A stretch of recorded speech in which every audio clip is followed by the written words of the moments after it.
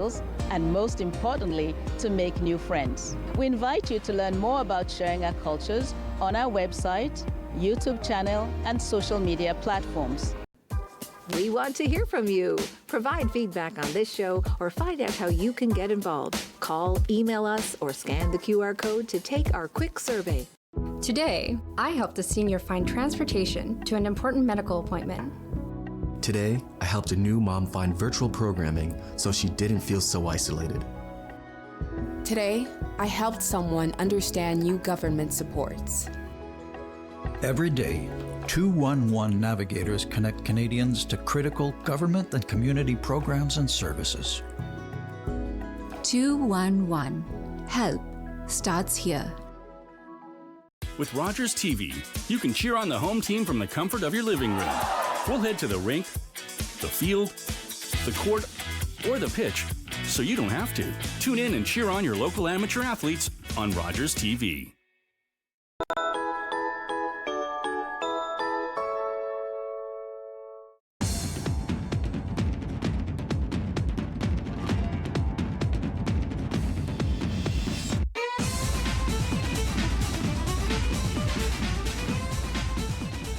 Welcome everybody. This is Out of the Fog. I'm your boy DC, and we're going to hang out with some all-stars on the couch here tonight. Dave and Deanna from the Positive Thinkers Club. Love them, spoke there. They're coming through to talk about what they got for you. And then next up, we have Jane Henderson. She is harm reduction specialist consultant for Eastern Health, and she is talking to us about everything that is happening to improve matters under the umbrella of addiction, and you're going to want to hear all about it. And then we're going to finish off the show with Gail, Abigale, and Sheila, three queens from the C.L.B, telling us all about this historic 131-plus year organization and the incredible work it does to shape the future leaders of our province. This is Out of the Fog, and we'll be right back after this break.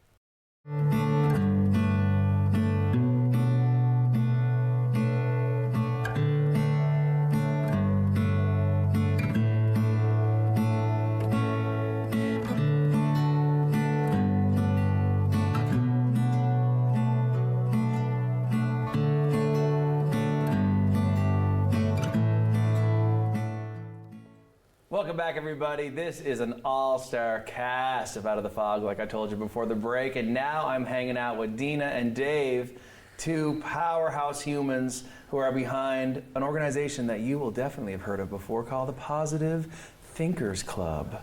And I want to talk to you guys about this because I was so lucky years ago to come speak to you guys at one of your many events, and I love that so much.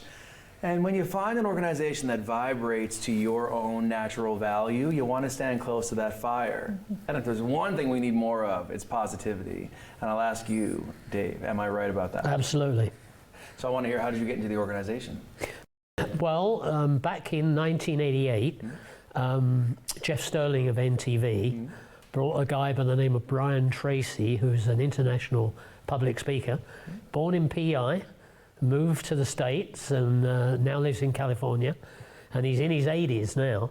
But he came to St. John's. Jeff Sterling brought him in to do a presentation basically to his staff at NTV at the time. And also he set up a meeting with him so that he'd do a public event at the Radisson, which is now the Delta, downtown. And there were about 600 people there. Oh, wow. And this was in October of '88. And myself and John Snow, who worked at NTV at the time, sadly he passed away 2 years ago, but John and I made an announcement at that meeting that in 1989, in February, 89, we'd start the Positive Thinkers Club. And Saturday is our 35th anniversary. Now that's wild. I was saying before we came onto the camera here, being one of the founders of the Business Association of Newfoundland and Labrador, which just celebrated its 40th year, may I say, you are behind a lot of good things happening around here, my brother. For sure, for sure. Yeah. Dean, I want to turn it to you. And I want to ask you, what led you into the Positive Thinkers Association?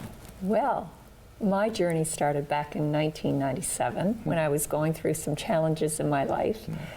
And I needed something to make me more positive, for lack of a better word.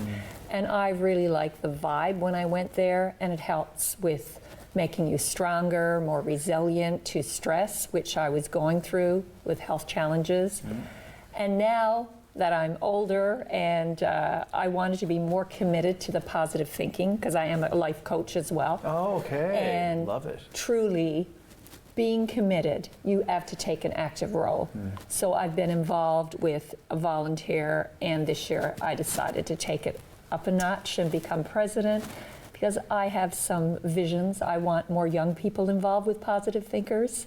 I want to expand our reach, because I think everybody could do with a little bit more positivity. You say that. It makes you stronger, it makes you feel healthier, and there's a silver lining under everything if you think positive. So I have to ask you, in your time of working with this group of people, I'm sure you must have had a lot of folks come in who might have felt a certain kind of way and vibrated to a certain level, but then once they're hanging out with you guys and they're taking in things, that they're evolving their own state of mind and their own perception of positivity. What experiences have you encountered over the years? So many. Oh, wow. That's a great question. So first of all, people who are struggling, once they go to our breakfasts on Saturday morning, and they hear some of our amazing guest speakers, and we have Mike Wall speaking this Saturday. Awesome. They come out feeling so much better. Everybody has challenges in life, but if you go in with a positive mindset and you work that muscle, anything that comes towards you, any challenges, it's not about ignoring your problems, but it's just taking it in a positive framework. Yes. And our guest speakers feed you that, not just breakfast. And you come away feeling really good and look forward to the next meeting. When you think about discipline and how important that is to success in business, and then you talk about positivity, which is sort of an intimate art that is personal and requires the same amount of discipline, what do you have to say based on your sort of history and experience of the types of people that come into this group and the types of gifts that they walk out with? What have you seen? Yeah, people, of course, come in from all walks of life. Some are positive already, some want to be positive. But the experience, as Deanna mentioned, of the club, we meet once a month, and every month we recharge our batteries, as it were. Affirmations are a very important part of what we do. So the affirmations that we say to ourselves, and we encourage people to do that on a daily basis if they can, is to say something about themselves. They may want to improve something about themselves. Sure. But coming to the club and being part of those affirmations and speaking about them together really helps people achieve things in their lives that perhaps they weren't sure it was even possible. I love that. And that's so true, and I'm sure that you've seen so many stories over the years of folks who walked in one way and they walked out a different, they're paying it forward. If there is someone watching this at home tonight and they are looking for an opportunity to be around people who are vibrating at that higher frequency and that more positive energy, what do you have to say to them in case they're feeling a little bit anxious or insecure about taking that first step? What's your advice? Well, the best thing to do is come along to one of our meetings. As I mentioned, we meet once a month. It's always the last Saturday of the month, and it's a breakfast meeting in the morning. So we enjoy a breakfast together, have a guest speaker, and then they can come in, be part of the affirmations, and just get a feel for what the club is like, as Deanna mentioned. In particular, if you're having some challenges in your life, and who doesn't? We all have them. It's part of life. Not me, actually. Funny you bring that up. It's been just roses, so I don't know. But it just helps you deal with those things and brings in some expertise and group, if you like, meditation that helps to enhance your own life. I love it. Deanna, listen, this sounds like quite the place for a lot of folks in life to bop into and experience the energy of that. Where and how can we find you and reach out to say hello? Well, you can find us at ourpositivethinkersclub.ca online. You can find us on Facebook. And and come to our meeting on Saturday. Love it. You're so passionate, and you make me want to literally haul up for the hash browns and stick around for the Mike Walls. I'll tell you what, guys, check it all out. Positive Thinkers Club. Find them online. Reach out. One of these folks will take care of you, because we all want to vibrate higher, and these are the people to do it with. Will you guys come back on again and hang out with us? Yeah, I'd love to. Sure. All right. Thanks so much, guys. Thank you. This is Out of the Fog. We'll be right back after this break.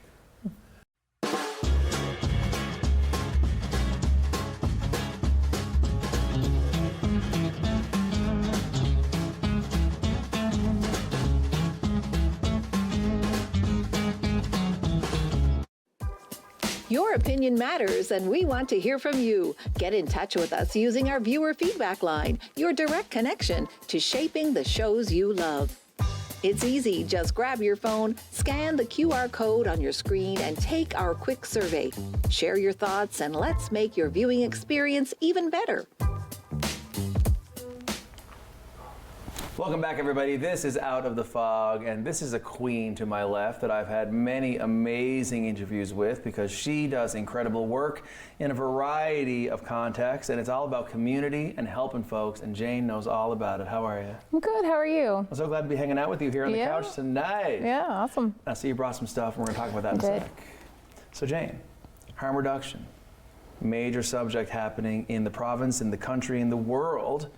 I want to know, first of all, what brought you into this conversation based on the work that you already do so much of in the community space. Tell me everything. So harm reduction is quickly becoming best practice, certainly in North America. In Europe, certainly we're taking lots of lessons from kind of experiences over there.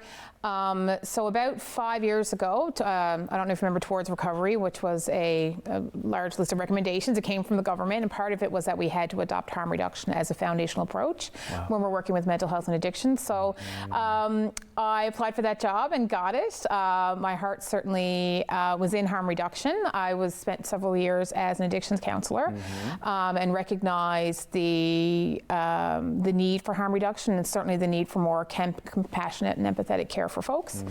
And then I became the provincial harm reduction consultant, and I run the naloxone program as well. So. That's incredible. What an arc, what a journey. And I will say, you know, to go from someone who worked in addictions counseling for several years and now the full circle moment of you doing what you do, what do you think about that evolution? And did you say years ago that you would end up in such a leadership position for the province regarding such an emerging and critical issue today? I don't really know. I'm certainly happy to be here. I'm very passionate about it. I care very deeply about folks who are using substances, and I feel that they have been probably, you know, I don't want to say the most stigmatized in our population, but I think they have been very much discriminated against. So I'm happy to be part of the charge to give them a voice and to provide better care. That's amazing. You know, it's funny what you just said. And I deal in certain orbits of my own professional and personal life in the subject of helping to advocate for vulnerable populations, and a lot of us do in our different arenas, no doubt. And, you know, in terms of stigmatization, why is it that addiction and crime are so closely tied together in the court of public opinion? And I think that's unfair. What do you think? I think a lot of it has to do with our traditional ways of responding to folks who are using substances. And traditionally, I mean, we had the war on drugs, we have had prohibition where we made it illegal to use substances, and that didn't work. And then we had, of course, the war on drugs, which was an epic failure and made things much worse. And I think that where we've criminalized substance use, with that has come an opinion that if you do drugs, you're bad. Don't do drugs, drugs are bad. And certainly I grew up in the just say no era, and it was very much don't do drugs, drugs are bad. If you do drugs, you're bad. And we really have the main kind of response we've had to substances is through a punitive lens. That's right? Totally. And that has not served the population. Certainly, it hasn't been, you know, we haven't been working with folks with substance use disorder through a public health lens, and we're doing that, and I'm very happy to say that. Yeah, no, it's amazing, and you're right. You know, from automatically assuming that if drugs are involved, it's a punishable crime and that you're bad, and the shame which leads folks farther back into the proverbial closet of admitting the problem and seeking the help they need, and thus the impact on our justicial system and all of these things. I mean, nothing is a clear path. Everything is tied together in such a precarious web. How do you approach the complexity of your mission in day-to-day life, because there are so many stakeholding partners and conflicts and issues that need to be worked through in order for you to do the work that you want to do? I think it's understanding the complete complexity of substance use, and thankfully we have new brain imaging technology, and we can understand, like we have, I won't get into it today, but we can understand how trauma has affected brains of folks, and we understand that the majority of people who are using substances are doing so in an effort to manage that trauma. I can say in my many years in working in addictions, the majority of folks I've worked with have had some pretty significant trauma that if you knew about it would actually break your heart. So criminalizing those folks is not what we need to do. We need to respond in a public health way. And I'm happy to say that we are certainly doing that now, and we're getting better at it. Lots to learn, of course, and lots of improvements yet to be made, but we're certainly on the right track. That's amazing, and it feels that way, and I'm so happy to hear that. And there's no small group of people making this happen. It's a real team scenario. Am I right? I mean, talk about what that means to you in your day-to-day life. Well, we have some fantastic folks in addiction services. I'm very proud to work side by side with them. And it's pretty evident that they care very deeply about the folks they work with. And if anyone's out there listening and they're struggling with substance use disorder, be it drugs or alcohol, there is a whole pile of people who care a whole lot about you.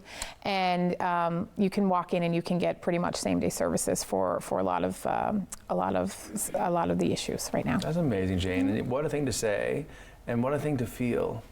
If someone's listening to them tonight and they hear this, that might actually lead them down a very different road than the perception that there's no one who cares and there's nowhere to get help and it would take forever in the first place. And none of those things are true.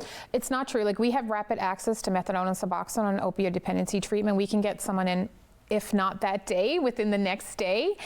We have models of care. We have a beautiful harm reduction clinic that is also walk-in, that are providing beautiful wraparound services for folks, you know, including pharmacy, addiction services, nursing. We have nurse practitioner doing beautiful work.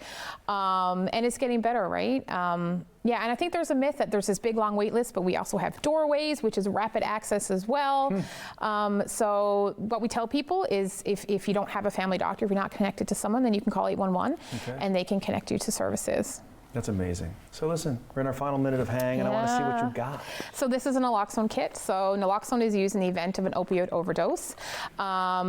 These are free and they're confidential, and you can get them by calling 811. They'll send you to your nearest location, or you can go online, just Google Newfoundland naloxone, and they will tell you where to get one. Each kit comes with 3 vials of naloxone. I manage this program with my coworker Megan O'Brien. Shout out to Megan. And we know anecdotally that this has saved lives. We know as of even last week, it's saved lives of a young person. So a very important program, and we gave out almost 1,000 kits just this week. So no way. Yeah. Can I see? Yeah, absolutely. I'm going to leave this with you, actually. Oh, thank you so much. And so the instructions to use that are all online. We have an online video, and we're actually developing a QR code that will be on the back of all of these. Yeah. Very cool. So when in doubt, if someone is overdosing, when in doubt, you can always inject someone with naloxone, because it doesn't have any negative effects if it's not an opioid-related overdose. So we always say, folks, if someone is down and you don't know why, just give them naloxone. It won't hurt them, and you're protected under the Good Samaritan Act anyways. Listen, we are so thankful that you and your dedicated team are doing the important and critical work to disseminate information like this to the people of our province. Will you come back again and keep us in the loop? Absolutely, love to. Thanks so much, Jane. Thanks. Guys, out of the fog, the one and only Jane. This is what we want everyone to learn more about. Get away from the shame, talk about the issues, seek the help that we need to be a stronger people, and let's do it together, okay? This is Out of the Fog. We'll be right back after this break.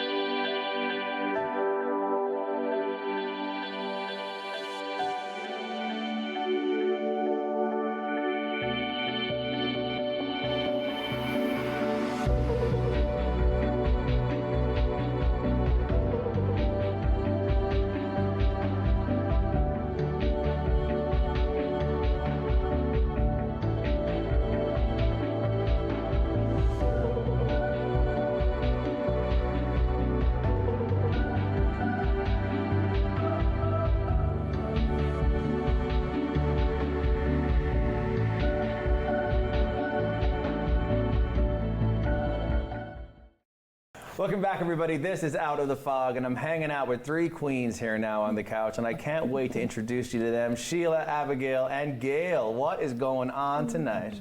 How you doing, Donnie? Look, I'm doing wonderful because I'm sitting here underdressed is what's going on, but I'm okay with that. And I'm seeing some very well appointed uniforms here, and I want everyone watching this show to know that we're hanging with the C.L.B. right here, and the future of. We have leadership of the past, brand new incoming, and someone who has a lot to say about the experience they're in. But first, I'm going to turn it over to you first, Gail. Tell me about your role with the organization and the good work that the C.L.B. does. So, I'm the past governor and commandant. My term just ended in November. And we, during the pandemic, we knew that we had to reinvent ourselves. So we did a campaign called Be the Good. And we want to teach our young people to be the best that they can be, to show respect to themselves, their peers, their families, to society, and make a difference in the world. That's what we're here to do. That's right. I love it. Sheila, I'm going to ask you, what led you into the organization in the first place? Actually, about 45 years ago, my two brothers joined. And at that point, girls were not part of the brigade. Okay. So I wasn't allowed in. No. They didn't let me in. So that was all good, but through watching my brothers, and then as they did allow girls to join in 1992, at that point I was a mom with small children, and then I joined a few years later with my girls, and been here ever since. That's amazing, so great. Abigale, I'm going to ask you, what led you into the C.L.B.? I joined the C.L.B. when I was 5, and I'm now almost 21, and I got to thank my nan and pop for that, and my 2 aunts and my uncles, and my brother and my sister was also in it. It's definitely a family organization with my family and family to me, not by blood. I love it. Well spoken, well said. No wonder. Turning out kids like you into adults, oh my God, I'm going to sign up myself. Here we are. I need help. So I want to say what? You know, the C.L.B. is such a historic organization in our province, 131 years of doing what you do. And counting. And counting. And the best is yet to come. You got that right. Because I think if we look all around us, what we agree on is that youth and families need places like what the C.L.B. offers to go to grow and to become confident, contributing, team-minded community players. Am I right? Yeah. You are right. And not only that, but everybody in the C.L.B. is the same. If, say, we had a camping program and the parents didn't have the funds, we never turn anyone away. We will come up with the money, and everybody is the same. There's no rich, there's no poor. We're all alike. I love it. And that is something I think that's really more important than ever when you think about the emergence of a variety of activities, sport and otherwise related, and the costs. And I can say from like a bunch of my contemporaries who have families and kids, and they're all like, oh my God, this is everything that they want to do is so expensive and prohibitive and stressful. But then there are organizations like the C.L.B. who offer programs in towns and communities all over the Northeast Avalon, and the cost to participate is low to no. Am I right? Very minimal cost. Most companies barely registration fees more than probably $25. Come on. Our uniforms are offered on a lending system or a rental system in some cases, and as the youth or officer outgrows their uniform, then they can turn around and get one replaced. Minimal cost to that, and a family in need, we don't leave them behind, and we take them on. That's amazing. And I guess that's why the longevity of the C.L.B. has been so historic and incredible and impactful, is because of your lack of barriers to engaging in the types of services that you offer to the community. And why don't you tell me a little bit more about the things that go on? If I was to bring my kids to the C.L.B. and I'm going to walk in, what am I seeing happen? I think we should get Abigale to tell you. No, love it. Let's go. She's lived it. Yeah, you're going to meet so many new friends. I have friendships to this day that I would not have made if it wasn't for the C.L.B. And it's just the growth, the learning aspect of approaching the real world. And like everyone is so nice, and you go to summer camps and you learn archery and you learn how to canoe and all these different aspects of life that for me as almost 21 years old has definitely grew me as a person. for sure. That's awesome. So happy to hear. And, Now, and we're teaching life skills. Well, that's what you read my mind. Life skills. Because let's get practical and let's prepare folks for the real world, as you say. And there's so many different programs and services, and there's a badge system that folks can relate to at home, and a bunch of pursuits that you can earn those badges. So it's skill building. There's the drill aspect of it because you are wearing the uniform. Yep. And we might see those uniforms all around as it pertains to the band especially. Who wants to talk about the regimental band and the history of that? I think that's all you. Gee. The regimental band has, well, it's our flagship. You'll see them at the Government House Garden Party. That's You'll right. see them in the regatta. That's right. They were in the Grey Cup Parade many, many years ago. They do a lot of events like Janeway, Christmas. They Over 30 events a year. Oh yeah, a lot. That's a lot. A lot. And our band, some of our people are in their 80s, but we also have them in their 20s. Exactly. So we are building, and you know what? They love music. Of course, and that's all it needs to be. I find a lot of folks in my orbit, they feel like they age out of playing music because they can't find a place where they can continue to practice and perform and play and to be around fellow musicians. But you offer that. And so how easy is it for someone to engage with the C.L.B. in terms of the regimental band? I'll ask that first. Is there space for them? Can they come and sit in and learn and play and get in with the group? Absolutely. That's the awesome. band is growing every week. There's lots of new blood, lots of new music. Yeah. We actually have some students that have come through MUN Music School that are actually writing and they're performing the music there, and actually some of the marches and stuff, turning them into marches. That's so cool. The band is opening doors for music for everybody. And also I want to just point out that in my experience of listening to the band and hearing you guys at different performances and things, yes, there's the traditional opus type of arrangements that go on, but then you're doing today's pop hits and other movie soundtrack songs as well. And I think that is important to say because sometimes when we think band, we don't think fresh and cool and innovative, but you guys are doing it. They're doing everything from ABBA to Queen to marches to anthems, you name it, they play it. Will you come back and hang out with us again, girls? Sure. Thank you so much. I mean, I'd say, come back and hang out with me at the next 131st anniversary, but I think we need to hang out again sooner than that. Yeah, I think so. We'll stay in touch. Yeah, sounds great. Guys, it's about being the good, and the C.L.B. is bringing the heat with professional and personal development programs for the youth of our province to engage with low-cost, high-impact, great futures. Visit the C.L.B. and learn more about what they have to offer you, or pick up the flute and the trombone and get busy with the band, whatever you do. This is Out of the Fog. We'll be right back to wrap the show after this.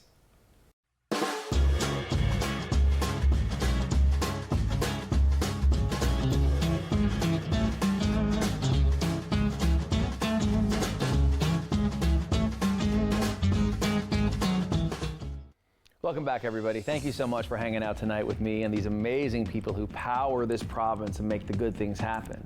Thank you so much to Jane talking about harm reduction. Thank you so much to Dave and for Deanna for talking about the power of positive thinking. And of course, we have Gail, Isabel, and Sheila who had a lot to say about the future of shaping youth in our province. See, you get everything you want and nothing you don't when you hang out here at Out of the Fog, and we'll see you next time. This program is brought to you by Ignite TV. Now you're in command. Visit Rogers.com for more details.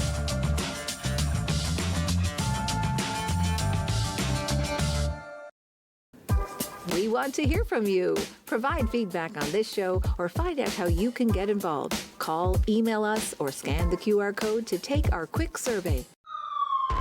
This job brings people together. City